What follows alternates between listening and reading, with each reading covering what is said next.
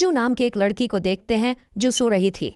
और जब ह्युनजू गहरी नींद में थी तभी कोई उसका कंबल खींच लेता है, जिससे उसकी आंख खुल जाती है। और जैसे ही वो देखने के लिए उठती है तभी कोई पीछे से उसके बालों को पकड़कर उसे बिस्तर पर पटक देता है। और तभी हम देखते हैं कि ऐसा करने वाला कोई और नहीं बल्कि खुद उसका बाप था। तब ह्युनजू कहती है कि आप ये क्या कर रहे हो, लेकिन उसका पिता उसे कोई जवाब नहीं देता और अपनी बेटी के जिस्म को गंदी नजरों से देखने लगता है और उससे कहता है कि मेरी बेटी कितनी बड़ी हो गई है। अब ह्युनजू अपने पिता के मुंह से ऐसी बातें सुनकर काफी डर जाती है और रोने लगती है। उसके बाद वह अपनी बेटी के बालों को छोड़कर उसके चेहरे को छूने लगता है, जिससे ह्युनजू और भी ज्यादा डर जाती है और उसे कुछ भी समझ में नहीं आ रहा था कि उसके साथ ये हो क्या रहा है। फिर तभी उसके पिता वहां से चले जाते हैं।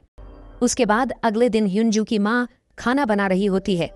तभी ह्युनजू यहाँ सोच रही थी कि पिछली रात जो उसके साथ हुआ क्या वह उसकी माँ को बताना चाहिए।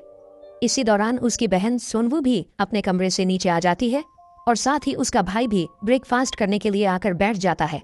तभी उसके पिता भी ब्रेकफास्ट के लिए यहाँ पर आ जाते हैं और ऐसा बिहेव करते हैं कि जैसे पिछली रात उन्होंने कुछ किया ही ना हो, जिसे देखकर ह्युनजू सोचती है कि कल रात तो ये मुझे बुरी नजरों से देख रहे थे और आज ये इतने अनजान क्यों बन रहे हैं।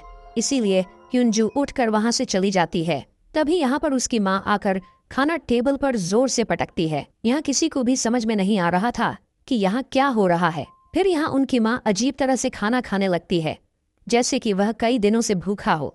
तब उनकी ऐसी हरकतें देखकर उनके बच्चे डरने लगते हैं और उसका बेटा भी खाने को उगल देता है और कहता है कि खाने में बहुत नमक है। पर तभी उनकी माँ उसी खाने को उठाकर पागलों की तरह खाने लगती है। फिर वो अपना खाया हुआ खाना अपने बेटे को भी खाने के लिए कहती है, लेकिन वो नहीं खाना चाहता था, इसीलिए वो अपने पिता की तरफ देखने लगता है। तब उसके पिता कहते हैं कि तुम नहीं खाना चाहते हैं तो मत खाओ, जिसे सुनकर उनकी माँ उनके पिता को गुस्से से देखने लगती है और प्लेट्स को नीचे फेंक देती है, जिससे बच्चे बहुत ज्यादा डर जाते हैं। और उनकी माँ उनसे कहती है कि जो भी मैं बनाती हूँ उसे चुपचाप खा लिया करो। ये कहकर वो काफी जोर से चिल्लाने लगती है, जिसे देखकर उसका बेटा डर कर रोने लगता है।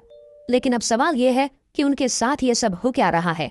दरअसल वह लोग जब से नए घर में शिफ्ट हुए हैं उनके साथ ऐसे ही अजीब सी चीजें हो रही हैं और उनके पिता हर रात अपनी बेटी के कमरे में जाकर अजीबोगरीब हरकतें करता है। फिर उसके बाद जब सोनवू नहा रही थी तभी उसके पास कोई आकर खड़ा हो जाता है। जब वो शीशे को साफ करती है तो वो डर जाती है। उसकी बहन उसे डरा देती है। उसके बाद वो दोनों अपने कमरे में आती है। तब ह्युनजू अपनी बहन को अपने पिता के बारे में बताती है कि कैसे हर रात वह उसके कमरे में आकर अजीबोगरीब हरकतें करते हैं, जिसे सुनकर सोनवू काफी हैरान हो जाती है कि उसके पिता ऐसा कैसे कर सकते हैं। तभी उनके पिता भी वहां पर आ जाते हैं, जो उनकी बातों को सुन लेते हैं, जिसके बाद वो वहां से एक चाकू उठाकर उनके ऊपर हमला करने की कोशिश करते हैं। पर सोनवू उन्हें धक्का देकर वो दोनों बहनें वहां से भाग जाती है। लेकिन तभी अचानक फिर से उनके पिता उनके सामने आ जाते हैं और वह सोनवू के बालों को पकड़कर वहां से नीचे फेंक देते हैं। तब वह सीढ़ियों में गिरकर वहीं बेहोश हो जाती है। तभी उसकी बहन ह्युनजू डरकर वहां से भाग जाती है और एक जगह पर आकर छुप जाती है। तब उसके पिता एक हथौड़ा लेकर उसे ढूंढने लगते हैं। फिर वही दूसरी तरफ सोनवू को भी होश आ जाता है और वह अपनी बहन को ढूंढने लगती है। लेकिन जब वह पीछे मुड़कर देखती है तो उसके पिता एक हथौड़ा लेकर उसके सामने खड़े होते हैं और वो उस पर हथौड़े से हमला करने ही वाले होते हैं कि तभी ह्युनजू जोर से चिल्लाती है, जिससे उसके पिता रुक जाते हैं। तभी ह्युनजू एक बैट से अपने पिता को जोर से मारती है, लेकिन उसके पिता को कुछ भी नहीं होता और गुस्से में वह उसके ऊपर भी हथौड़े से हमला करने लगते हैं। और तभी नीचे से उनके असली पिता ऊपर आने लगते हैं, जिसे देखकर उनका बहरूपिया हथौड़ा फेंककर दूसरे कमरे में चला जाता है। फिर उनके पिता ऊपर आकर अपनी बेटियों को देखते हैं, जो उनसे डरकर पीछे हट रही थी। तभी उनके पिता दरवाजे पर हुआ एक बड़ा सा छेद को देखते हैं और उनसे पूछते हैं कि क्या तुम दोनों यहाँ पर लड़ाई कर रही थी। लेकिन वो दोनों कोई भी जवाब नहीं देते। और तभी उनका भाई यहाँ पर आता है। तब वह दोनों बहनें उसे यहाँ से भागने को कहती हैं। फिर तभी पीछे से उनकी माँ वह हथौड़ा उठाती है और उनके पिता के पास जाकर उन पर हमला करने लगती है। तभी उनके पिता उसे रोकने की कोशिश करते हैं, लेकिन वह उन्हें धक्का मारकर गिरा देती है, जिसके बाद वह काफी डरावनी स्माइल देने लगती है और टूटे हुए कांच पर पैर रखकर अपने रूम में चली जाती है। लेकिन तभी नीचे से उनकी माँ आवाज देकर ऊपर आती है और उनसे पूछती है कि ये सब क्या हो रहा है, लेकिन सभी लोग उनसे डरने लगते हैं। तभी उनके पिता डरते हुए रूम का दरवाज़ा खोलते हैं, लेकिन रूम में कोई भी नहीं होता।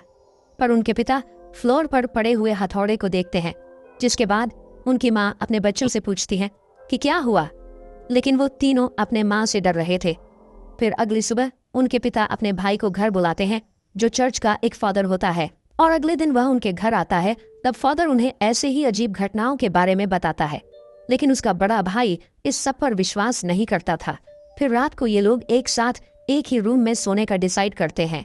उसके बाद आधी रात में छोटे बच्चे को टॉयलेट आती है और वह बिना किसी को परेशान किए अकेला ही वॉशरूम में चला जाता है। तभी उसके जैसा ही दिखने वाला एक बहरूपिया वहां आता है, जो एक चाकू उठाकर अजीब सी स्माइल करता है, और वह फादर को मारना चाहता था, लेकिन वो उसे नहीं मार पाता और ऐसा लग रहा था कि उसे किसी चीज ने रोक लिया था। तभी फादर अपनी आंख खोलते हैं और वो समझ गए थे कि यहाँ पर खतरनाक आत्मा का साया है, लेकिन फादर इस चीज से अकेले नहीं लड़ सकते थे, इसीलिए वो अपनी एक सीनियर फादर से मदद मांगते हैं। फिर सभी सीनियर बैठकर बात करते हैं कि आखिर इस फैमिली को उस आत्मा से कैसे बचाया जाए, और वह सभी मिलकर एग्जॉर्सिज्म करने का फैसला करते हैं। फिर अगले दिन फादर्स की टीम उनके घर जाने के लिए निकलते हैं और उनका भाई उन्हें पिकअप करता है, लेकिन रास्ते में कौवा उनके गाड़ी में अटैक करते हैं और साथ ही उनके गाड़ी का ब्रेक फेल हो जाता है, जिससे गाड़ी का बैलेंस बिगड़ जाता है और गाड़ी एक खाई में जाकर गिर जाती है। फिर दूसरी तरफ उनके पिता सोनवू को बेड से बांध देते हैं।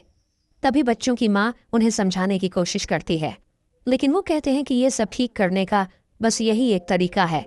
फिर आधी रात को फादर खून से लथपथ होकर उनके घर आते हैं और बताते हैं कि सभी फादर्स मारे जा चुके हैं, इसीलिए अब जो भी करना है वह हमें ही करना होगा। लेकिन फादर को इसमें डर लग रहा था, क्योंकि आखिरी बार जब उन्होंने एग्जॉर्सिज्म करने की कोशिश की थी तो उस आत्मा ने फादर के पूरे फैमिली को मार दिया था, और उन्हें डर लग रहा था कि फिर से ऐसा ना हो जाए, और अगर ऐसा हो गया तो वह खुद को माफ नहीं कर पाएंगे और पूरी जिंदगी पछतावे में रहेंगे।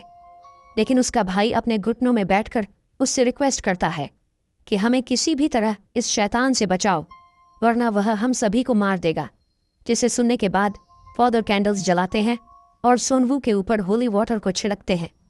तब सोनवू चिल्लाने लगती है और उसे कुछ भी समझ में नहीं आ रहा था कि उसके साथ क्या हो रहा है। उसके बाद फादर सोनवू के सीने पर एक क्रॉस रख देता है और उसे एक छड़ी से मारने लगता है। तब सोनवू दर्द से चिल्लाने लगती है और उनसे पूछती है कि वह उसके साथ ऐसा क्यों कर रहे हैं। तभी फादर अपने भाई से कहता है कि क्या तुम अभी भी ये सब जारी रखना चाहते हो, जिस पर वह अपनी बेटी का पैर कस के पकड़ता है ताकि वो हिल ना पाए। फिर फादर उसको छुरी से जोर जोर से मारने लगता है। तब सोनवू काफी चिल्लाती है और रोने लगती है, जिसे देखकर उसके पिता भी रोने लगते हैं, और फादर अलग अलग छड़ी निकालकर उसे मारते ही जा रहे थे। तब सोनवू दर्द के कारण बेहोश हो जाती है, और वहीं दूसरी तरफ जहां एक्सीडेंट हुआ था वहां पुलिस पहुंच जाती है, और हम देखते हैं कि उन फादरों के साथ उसका भाई भी बेहोश पड़ा हुआ था। इसका मतलब घर में जो आदमी है वो उसका भाई नहीं बल्कि खुद ही शैतान है, जो कि लगातार सोनवू को पीट रहा था। अब सोनवू की माँ से ये सब बर्दाश्त नहीं होता, इसीलिए वो फादर को उसे मारने से रोकने लगती है और अपने पति से कहती है कि ऐसा करने से अच्छा तो हम एक साथ ही मर जाएं। लेकिन वो अपनी पत्नी को धक्का मार देता है और अपने भाई से एक्सोर्सिज्म जारी रखने के लिए कहता है। तभी उसकी पत्नी उससे कहती है कि तुम डरपोक हो, जो गलत का साथ दे रहे हो, जिससे पति को गुस्सा आ जाता है और अपनी पत्नी का गला दबाने लगता है। तभी पत्नी एक कांच का गिलास पति के सर पे दे मारती है। तब वो भी अपनी पत्नी को दीवार पर पटक देता है, जिससे वो बेहोश हो जाती है। तभी वो अपने भाई की तरफ देखता है, जो अजीब तरह से हंस रहा था, इसीलिए वह शैतान पर भी हमला करता है, लेकिन वह उसे मारकर नीचे गिरा देता है। और जैसे ही वह शैतान उसको मारने वाला होता है कि तभी असली फादर यहाँ पर पहुंच जाते हैं और कुछ मंत्र पढ़ने लगते हैं, जिससे वह आत्मा यहाँ से चली जाती है। उसके बाद सोनवू स्टोरेज रूम की तरफ जाने लगती है, जो काफी बुरी तरह से जख्मी थी, और अपने पिता की तरफ देखते हुए पूछती है कि तुमने मुझे इतनी बुरी तरह मारने क्यों दिया। तभी फादर सोनवू के सामने एक मिरर रखते हैं, जिससे सोनवू के शरीर से वह शैतान निकल जाता है।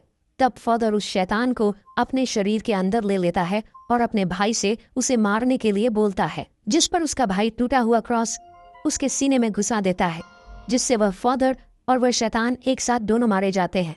और इसी के साथ ये मूवी यहीं पर खत्म हो जाती है।